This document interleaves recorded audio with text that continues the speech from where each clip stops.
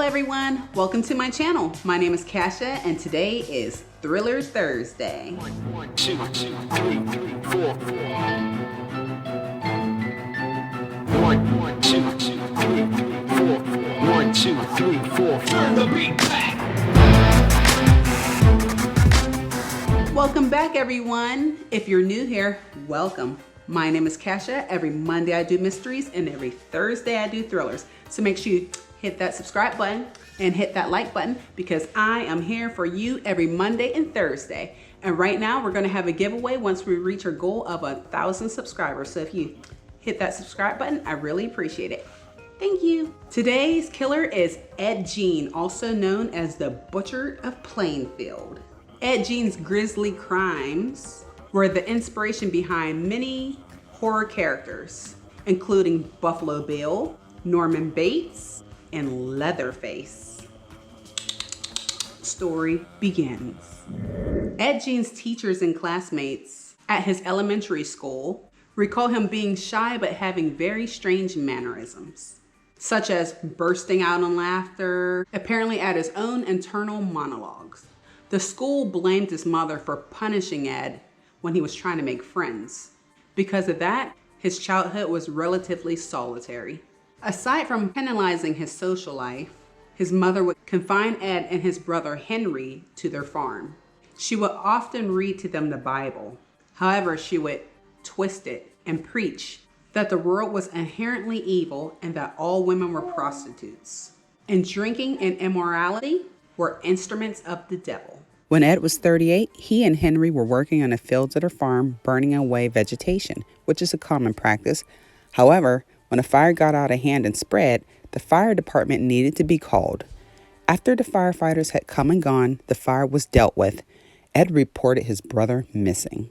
That night, his body was found face down in a marsh, dead from asphyxiation. First, the fire was blamed, though authorities soon realized that Henry had been dead before the fire got out of hand and that he had bruises on his head. Authorities had suspected that Ed had killed his brother.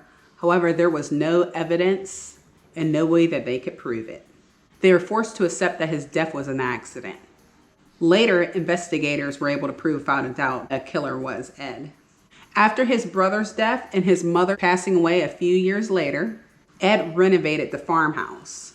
However, instead of using it for a more useful home for just one person, he boarded up every room that was used by his mother and moved into a single bedroom just off the kitchen. While the boarded up sections of the house remained pristine, the sections that Ed used deteriorated, as Gein was very lax about upkeep. While living in seclusion on his farm, Ed became interested in death cult magazines and Nazi cannibal adventure stories. However, as decrepit as he had become, he mostly kept to himself. In November of 1957, a local hardware store owner disappeared. Bernice Warden had last been seen the previous night and had been reported missing after the hardware store was closed all day. Her son Frank, who also happened to be the deputy sheriff, entered the store and discovered the cash register open and blood stains on the floor. When interviewing Frank, investigators found out that Ed had been in the store the previous night and had told Warden that he would be back the following day to pick up some antifreeze. Sure enough, the last sale made on the register was for antifreeze. Investigators head straight to Ed Gein's home, arresting him and searching the property. They had been prepared to find Bernice Warden's body on the farm. Nothing could prepare the police for what they were about to find inside. While searching the house, authorities found what would later inspire horror movies such as Silence of the Lambs, Psycho, and the Texas Chainsaw Massacre. Ed Gein's home was filled with human body parts.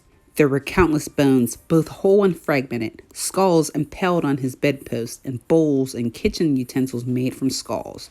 Worse than the bones, however, were the household items made from human skin. Authorities found chairs upholstered in human skin, a wastebasket made of skin, leggings made from human leg skin, masks made from faces, a belt made of nipples, a pair of lips being used as a window shade drawstring, a corset made of a female torso, a lampshade made from a human face. Along with skin items, police found various dismembered body parts, including fingernails, 4 noses, and the genitals of 9 different women. Bernice's body was found as well, decapitated. Her head had been hung in a burlap sack, and her heart was hanging in a plastic bag near the stove. Her body had been strung up, hung upside down, and gutted like a deer. Police also found the remains of another woman, Mary Hogan, and she was equally as dismembered. When questioned, Ed Gein folded immediately. He told police that he had made about 40 different visits to 3 local graveyards to exhume bodies. He claimed that he'd done all of this in a dazed-like state. In addition to his methods, Gein also revealed his motives.